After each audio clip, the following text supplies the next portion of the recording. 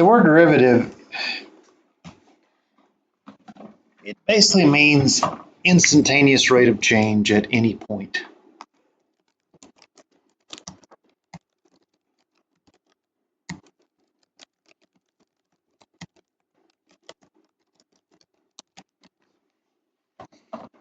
So basically what you're doing is finding what? Yes, you're finding slope. Slope, kid. That's all it is. It's all calculus is. Slope, slope, slope, slope, slope. All day long. What do you do in calculus? We find slope. All you do. All you do. There's an entire branch of mathematics dedicated to slope. Then they start talking about notation. The derivative function f with respect to x is the function f prime of x, whose value at x is, and you know this function. The derivative f prime of x is f, I was writing, do this in bright pink, f of x plus h minus f of x all over h. I left a piece of that off, so we move something around. I left off the most important part.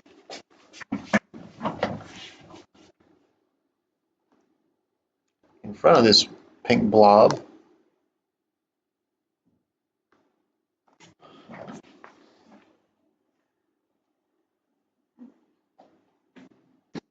is a limit.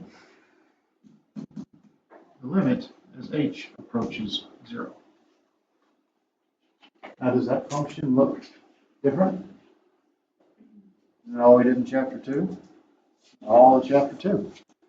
And that's pretty much all of chapter 3. Don't worry, you start learning shortcuts in chapter 3. You just have to memorize the shortcuts.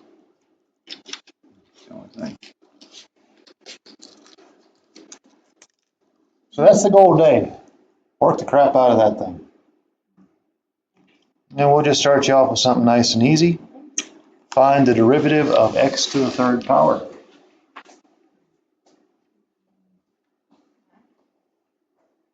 Might take us a little bit of time. So as the limit as h approaches nothing, half of x plus h, which is x plus h to what power? Third, minus the original function, all sitting over h. The only thing that makes this particular problem hard is that x plus 3 cubed piece. That's not even hard, that's just, I guess you call it tedious. You know, we're going to write that thing 3 times. There are shortcut formulas for cubing things. And I guess you just pick on 2 of them. I usually just pick on the first 2 pieces. You know, trying to FOIL this out. What do you get when you FOIL x plus 3 times x plus 3? Well, why am I using 3? Where did the 3 come from? I don't have a clue either. Start that over. X plus h, x plus h, times another x plus h.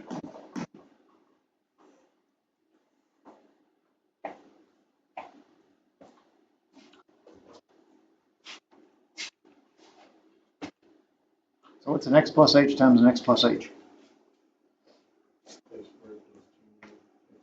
That's right, Zach. X says this piece is x squared plus 2xh plus h squared. I'm still going to multiply by another x plus h.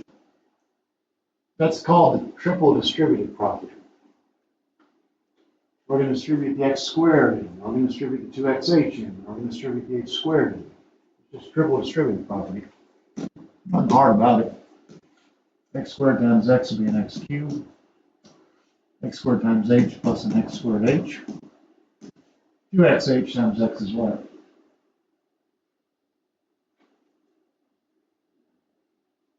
I need to go give each one of you guys an energy drink.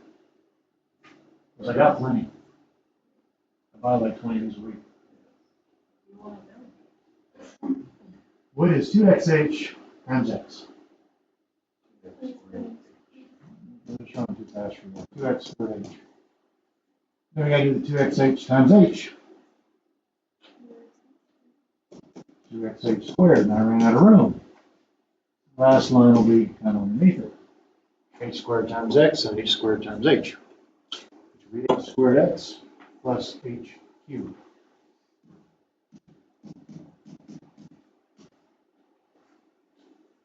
Now you put all that big mess back into that rational expression that I have. Hopefully there'll be some stuff that disappears. Just like in chapter 2, we're going to be able to pull out h's. And we'll have what's left.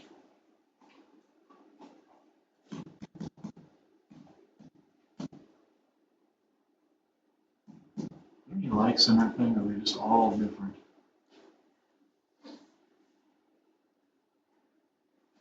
Most pieces are alike, aren't they? See anything else? There's an, yeah, you got this piece and that piece. I can do a little cleanup. X to the cube plus we have a 2x squared h and x squared h. That's 3 of those, right?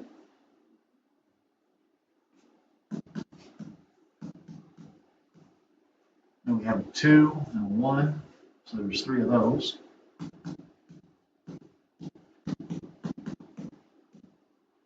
Minus that last little guy, x cubed, all sitting pretty over an h.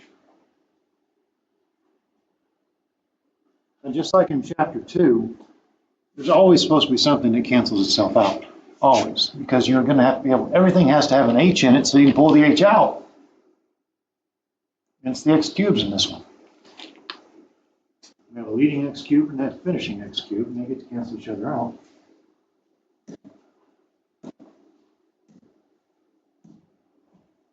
Now, does every term of the numerator have an h? Okay, and I'll show the factoring of that thing. Pull it, I'm left with 3x squared here. I'm left with a 3h there. 3hx, right?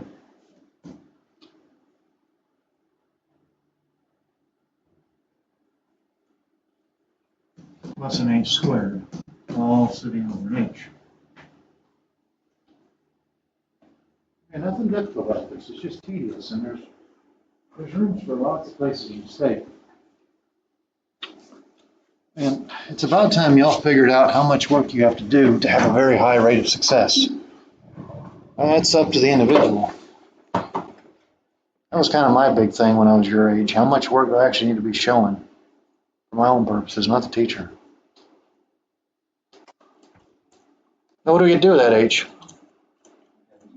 Cancel it out. There's h up top, h down low. We can factor it, we can cancel out like that. Shrink this up so I can write what we got left.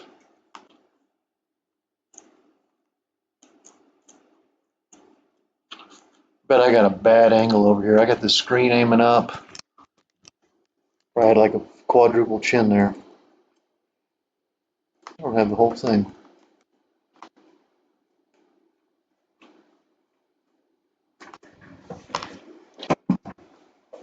Finally, after all this little tedious work, I should be at the point where I can actually plug a 0 into this thing.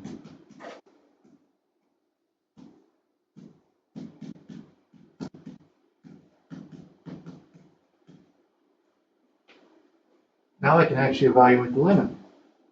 I can plug that 0 in for h. I don't feel like showing it on the board, but we're just taking 0 and putting it there, and we're taking 0 and putting it there. What is our limit?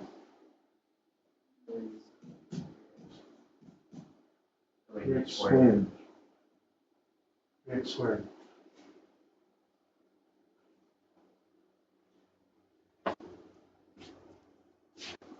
What that is to you is that is the slope of x cubed at any x value. That's what this is. Slope of x to the third at any x value. So say you wanted to know the slope of x cubed at x equals 5.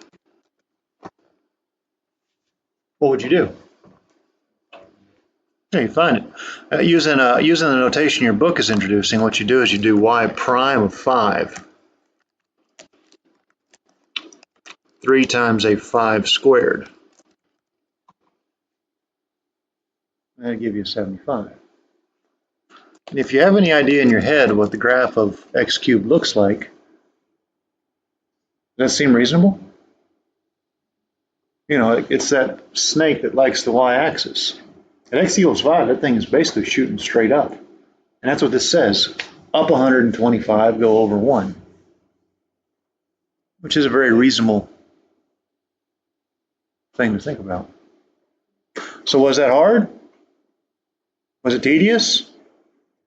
Will you make mistakes? Oh yeah, you will. I'm not even saying I didn't when I did the problem right there. It happens. It does happen. All right. These are always fun. Find the derivative of x to the 1/2 at 2.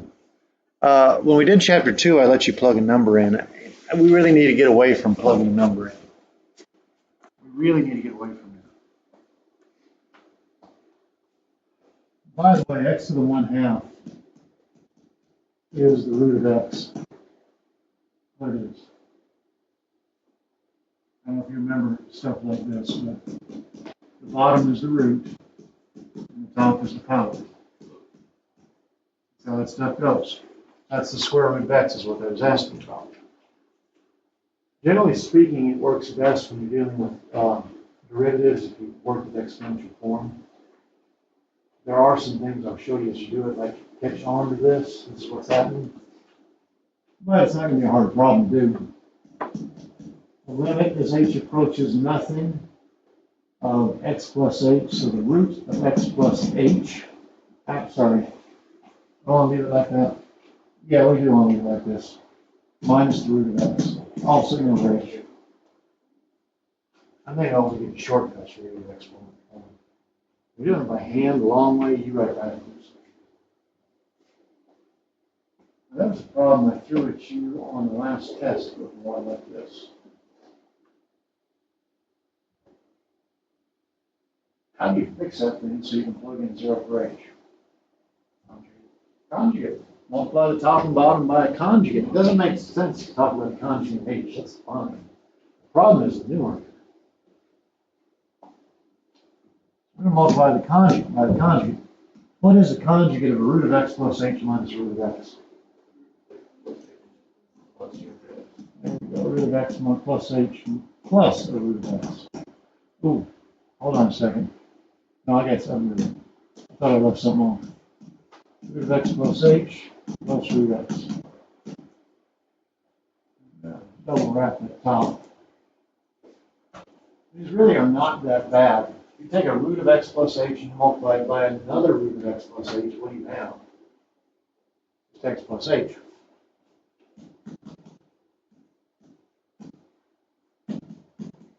What happened there? We're foiling, kids. How about a root of x times a root of x plus h? Huh? No, I'm not there yet. I'm at root of x plus h times root of x. Okay, let's go over something old. Root 2 times root 3. What's root 2 times root 3? Root of 6. It is a root containing the product of both. That's all it is. So don't overthink this. Don't even do that.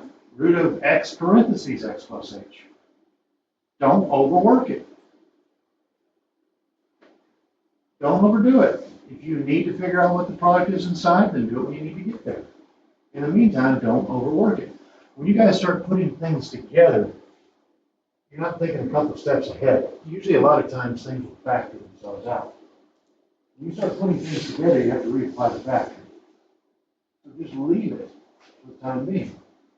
Just show that this is the root. And you can write x times x plus h, or you can say x plus h times x. Nobody cares. Just leave it like that. Don't take it any farther than you have to. For one reason, I would leave it like that is because, can I throw a 0 in that thing? Yeah, I can. So I just leave it like that and I don't worry about it. All right, so here, now we're at negative root of x times positive root of x plus h. This is probably what I was talking about canceling out. And they do. Which is beautiful. And the last thing is that negative root of x times positive root of x, which is just what? Minus x at that. Well, this is nice. Got something. Doesn't that need a root of x plus h times plus root of x attached to it?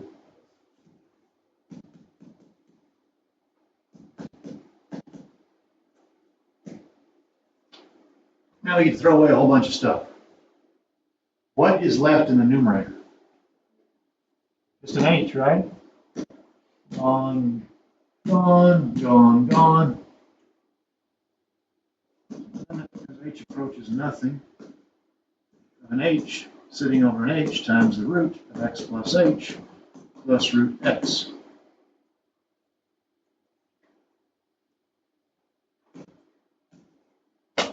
Is the h gone? I noticed this on the last test. When you do h over h, what's left in the numerator? 0? Okay. I swore you said 0. I was going to show you it's 1. And we're left with root of x plus h plus root x at the bottom.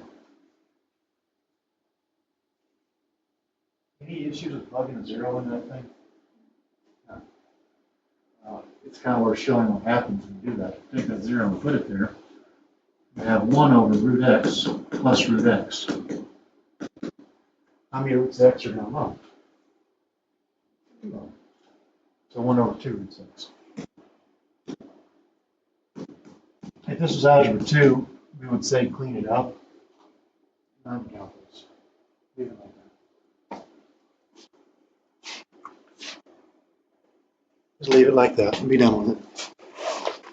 Because you already did a crap load of work. That's right. Just stop there.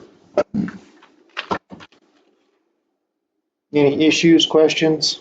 So would that be the extent of that problem with 42 back in there? Oh, I forgot about the last part, didn't I?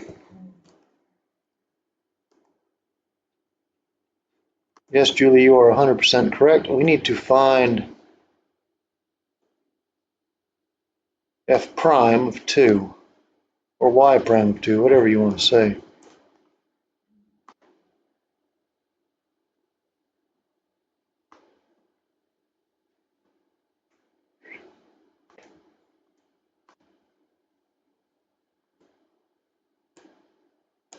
There we go, which is easily done.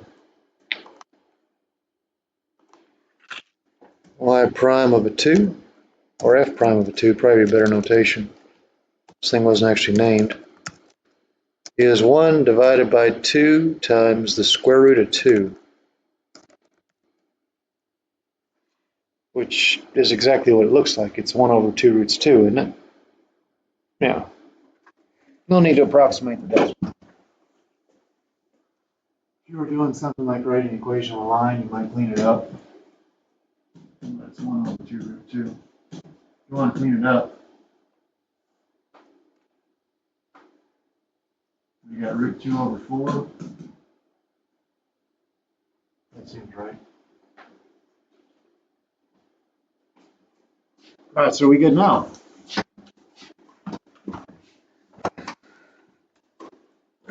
What's left in these notes? The notation. For some reason, I don't know why it does this, but the software likes to cut off stuff. Like, is your N on paper kind of like half gone? Or is it just my board? I don't know why it does that. It's really weird. But these are common notations and what they mean. Here's y prime. Y prime means derivative of y. It's short notation, it's vague notation. Prime notation was given to us by Sir Isaac Newton.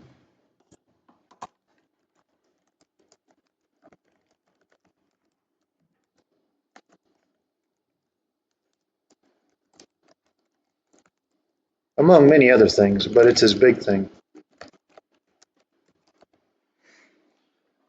Calculus was created by Gauss, but Gauss is a German, and his notation is just so god-awful it made the language almost impossible to understand. So Isaac Newton saw it and cleaned it up. And he actually came up with some better shortcuts than Gauss had, because I don't even know if we'll do what Gauss does in here. I haven't decided yet. The way Gauss approached calculus was just really, really bad. But Gauss likes the dy dx notation, and I actually prefer that particular notation. That's read as the derivative of y with respect to x. df dx is a pretty common notation. Basically means the same thing as dy dx. Read derivative of f with respect to x.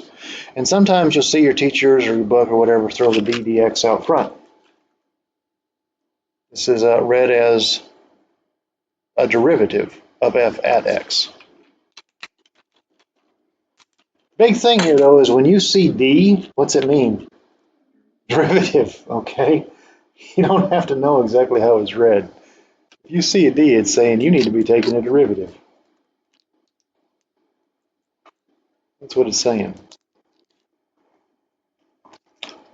Why the prime notation has its place, although we'll quickly drop it because it's hard to memorize formulas with it.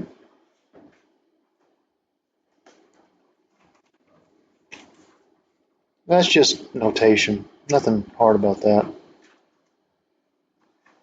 You can write it down if you like. I'll wait a few seconds.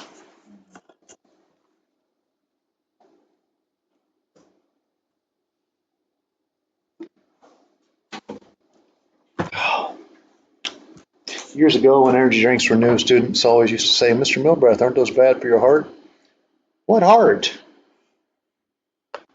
What heart? Jeez. All right, graph derivative function shown by using the slope values for a given x. This isn't too bad, but what we're asked to do is we're asked to graph the derivative. Again, when I see derivative, the word slope pops in my head.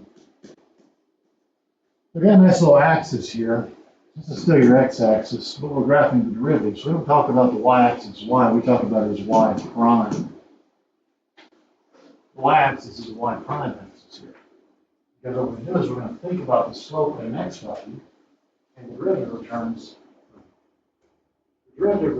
the slope at that x value. Okay? So here's a point.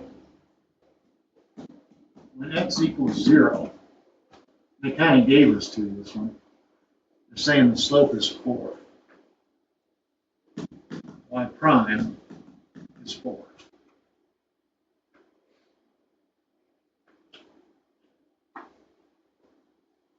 So we get to plot the point 0, 4.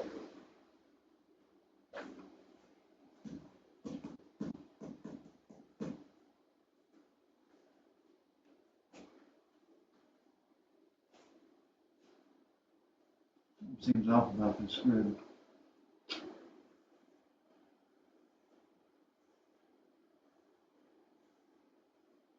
Because the image been resized?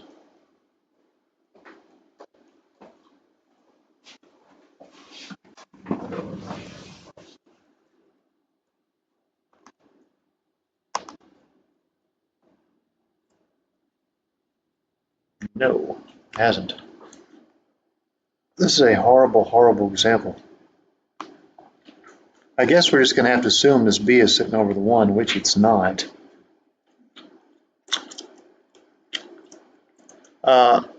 So we'll assume that b is sitting over 1. Now, as you get to c, what do you think happens?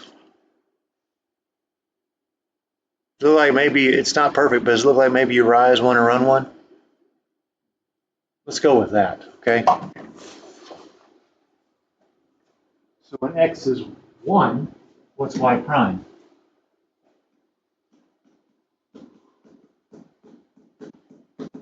When x is 1, what's the slope to get to the next point? So rise 1, 1. Y prime is 1.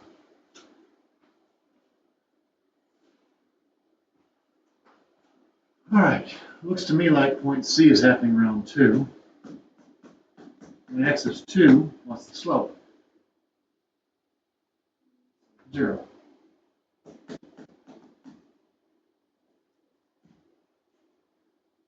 The next point of interest here is at point B. They were nice enough to tell us this, so when x equals 3, y prime is what? -1.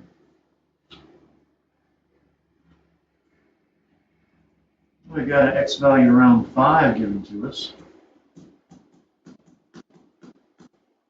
What's your y prime value at x equals 5? -1. There's a 6. 6, what's happening? 0.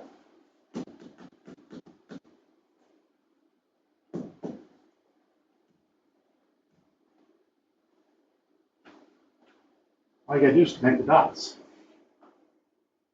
Basically what I did is I made a table. See that? I just made a table. I'm not asking you to think about this in your head. I'll talk about what's happening here.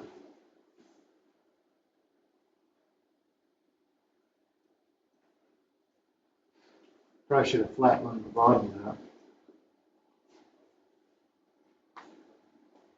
Derivatives are kind of interesting when you think about the graphs. The graph of the derivative started high because initially the slope was growing at a pretty fast rate of speed, didn't it? And as we approached this x value of 2, what was happening to the slope? It was leveling out. That's kind of why the rate here is decreasing. And as we approached c, it was still leveling out. It dropped. It started to 0. Now, the reason the graph bottomed out here and here is because the slopes were 0. That's why it just kind of stayed constant at that rate. Then it started picking up speeds. Notice that when the slope is negative, the graph is decreasing. Little things like that. They're not exactly true opposites. You just got to get in your head that the graph of a derivative is the graph of the slope. It's really all you got to do. Just get that in your head. It's probably worth writing somewhere. So let me shrink that up, because that is what you're doing. Just graphing the slope.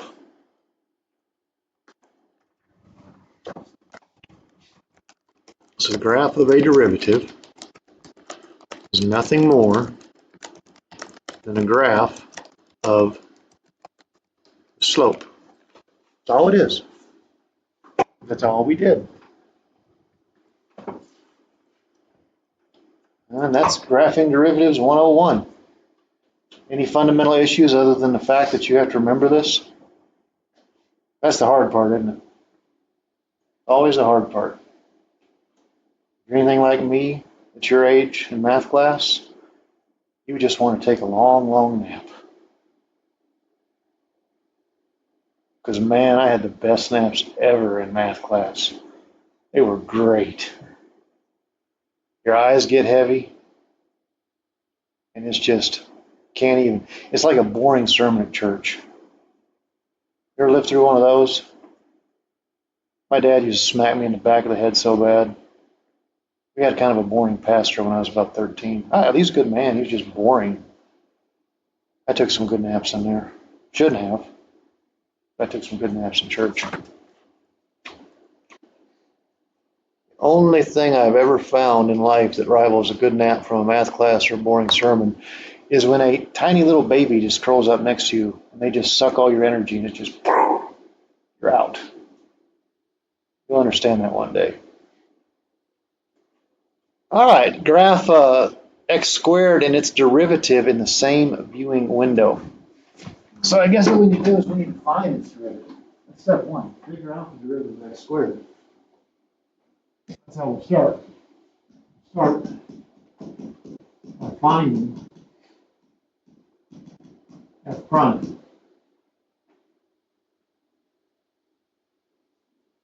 This is hard. We did x cubed earlier, didn't we? All right, so f prime, we'll say of x squared, would be the limit as h approaches nothing of something squared. What's squared? X plus h. Way easier than x cubed. Minus what? sitting over a h. Now x plus h times x plus h is easy. It's so easy, 1 in 4 juniors can do it.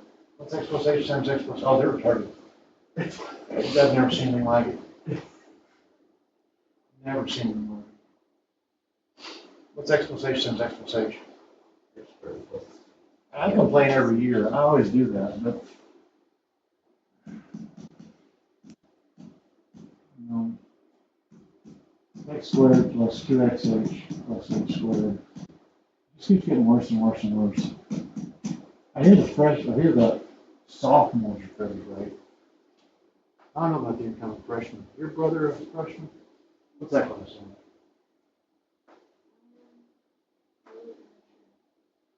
All learned. Of course, you are the oldest, so you had to be more mature for everybody else.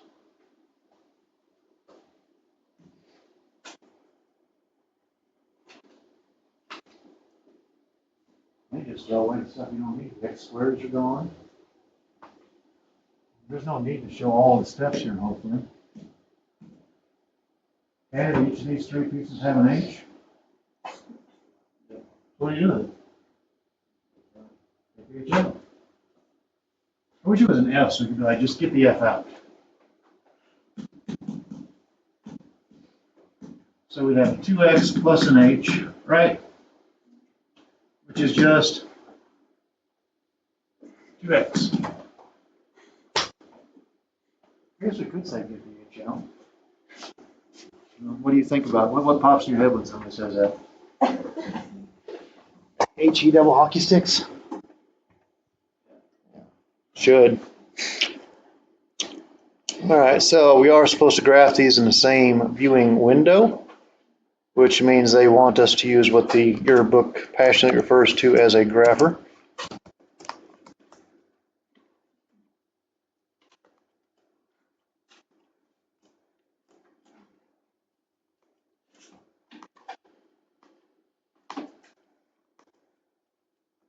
I'm just going to graph x squared first. And I'll talk about what maybe you expect to see. So there's y equals x squared. Now, can you describe the slope on the left-hand side to me? It's negative. It's also, as you approach 0, decreasing, isn't it? Okay, so what I expect the graph to, well, actually, it's fairly constant when you think about it, but I expect the graph to start down here in quadrant 3. I do, because the slope is negative. That's what I expect to happen. Now, over here, the slope is what? Positive. And I actually expect, because the x values here are positive, that this graph is going to continue like that, positive slope. And you kind of already have an idea, or at least you know, the derivative is 2x. So that's exactly what it's going to do. It's going to start down in quadrant 3, negatively. And it's just going to bump right into quadrant 1.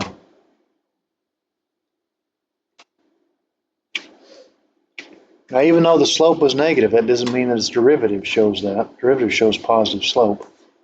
Don't be overthinking that. There's that.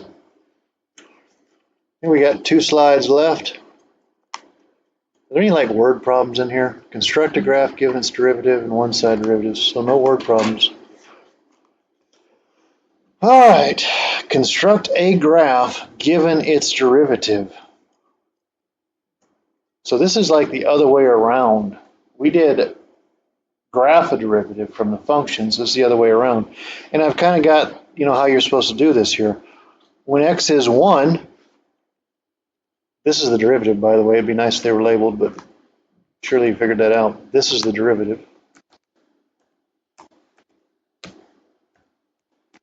And here's where we're supposed to construct a graph. But when x is 1, what's your slope?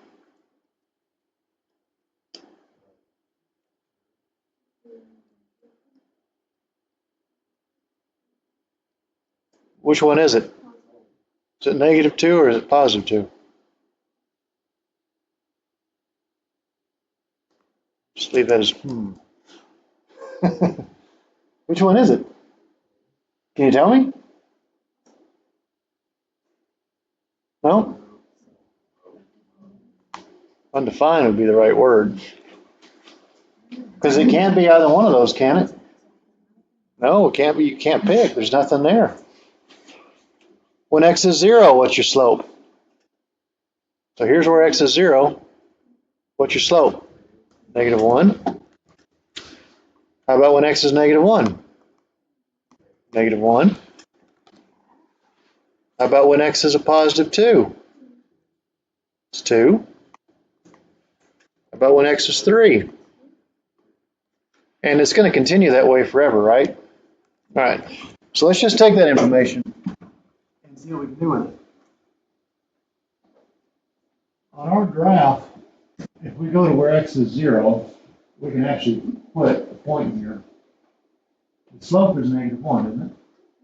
So to get to the right, we're going to fall one and run. When x is -1, the slope is also -1. So we actually have to start up here to fall one and run. This is what the left-hand side of that graph looks like. It looks like that.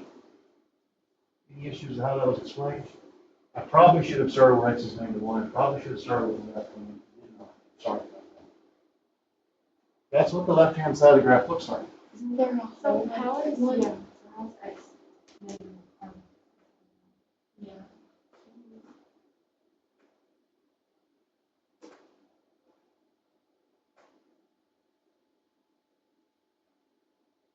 Oh yes, there is a hole there. Thank you.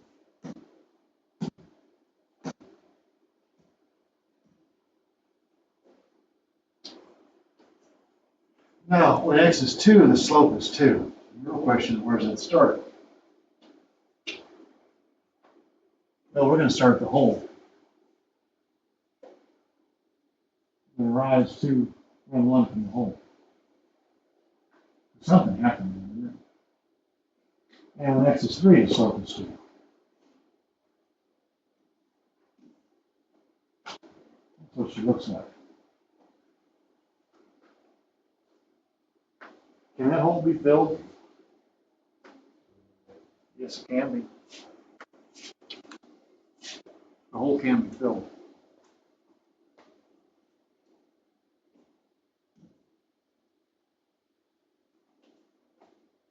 Because both limits approached it. So the hole is fillable. There's just no slope there. So whoever guessed 0 from the get-go was actually right. There's no slope there. It's called a point of tangency. All right, what's next? Show that the piecewise function below has a left-sided derivative at 0 and a right-handed sided derivative at 0, but no derivative at 0. This goes back to limits. Basically, the idea was that if a function has a limit, then the left-hand limit is equal to the right-hand limit. That's all it is. The two limits were the same.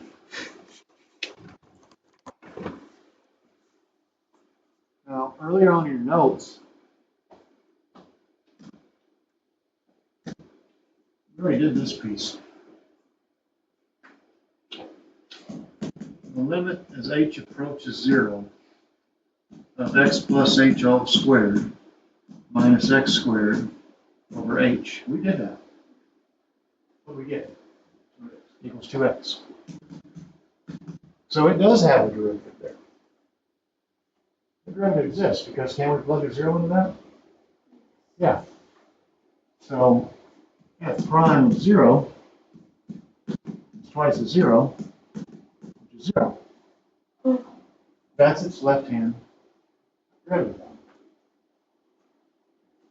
Now the other one won't be too hard. Limit as h approaches 0, 2x is 2 times x plus h minus 2x, all sitting over h. I gotta really I know the work needs to be shown. If you distribute the 2, you'll have a 2x. Won't it cancel out with the other 2x? Yes, you distribute 2, you'll have a 2h. So it's 2h over h, which is just 2. So f prime here of 0 is 2. They have derivatives on the left and right hand side, but they do not match. Okay, and there's a hole there. That's good. That's it. Go forth and enjoy your day. And do your homework.